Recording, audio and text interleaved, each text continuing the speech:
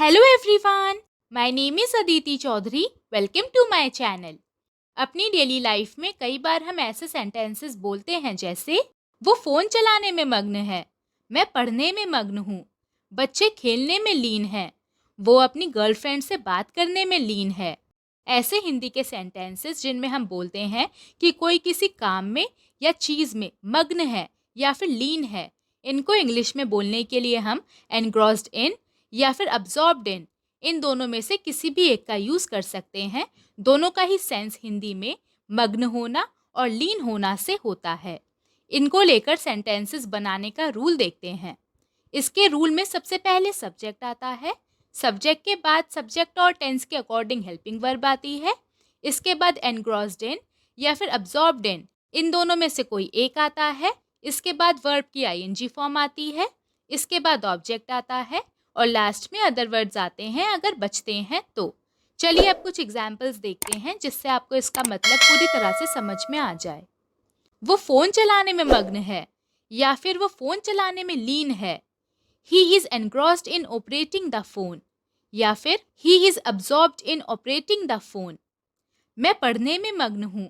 I am engrossed in studying या फिर I am absorbed in studying। बच्चे खेलने में मग्न हैं। Children are engrossed in playing या फिर Children are absorbed in playing। वो अपनी गर्लफ्रेंड से बात करने में मग्न है। He is engrossed in talking to his girlfriend या फिर He is absorbed in talking to his girlfriend। Mummy खाना बनाने में लीन है। Mother is engrossed in cooking या फिर Mother is absorbed in cooking। Patient के मम्मी पापा डॉक्टर से बात करने में मग्न हैं। Patient's parents are engrossed in talking to the doctor या फिर Patient's parents are absorbed in talking to the doctor। हम फिल्म देखने में मग्न थे।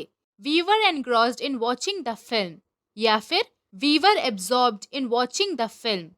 टीचर हम सबको पढ़ाने में मग्न थी। The teacher was engrossed in teaching us all या फिर The teacher was absorbed in teaching us all। वो अपनी ही दुनिया में मग्न है। He is engrossed in his own world या फिर He is absorbed in his own world। क्या वो खाने में मग्न है? Is he engrossed in the food या फिर Is he absorbed in the food। क्या वो गाने सुनने में लीन थी? Was she engrossed in listening to songs या फिर Was she absorbed in listening to songs। अब एक सेंटेंस आपके लिए, मैं अपने कमरे की सफाई करने में मग्न हूँ या फिर मैं अपने कमरे की सफाई करने में लीन हूँ। इसको हम इंग्लिश में कैसे बोलेंगे या आप मुझे कमेंट्स में बताइए। आज की वीडियो में इतना ही।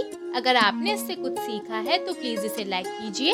अगर आप मेरे चैनल पर नए हैं तो प्लीज़ इसे सब्सक्राइब कर लीजिए और बेल आइकन को प्रेस करना मत भूलिएगा, जिससे मेरे रोज़ आने वाले वीडियोस के नोटिफिकेशन सबसे पहले आपको मिलेंगे। चलिए अब हम मिलेंगे एक नए वीडियो में एक नए लेसन के साथ। तब तक के लिए टेक केयर, बाय बाय।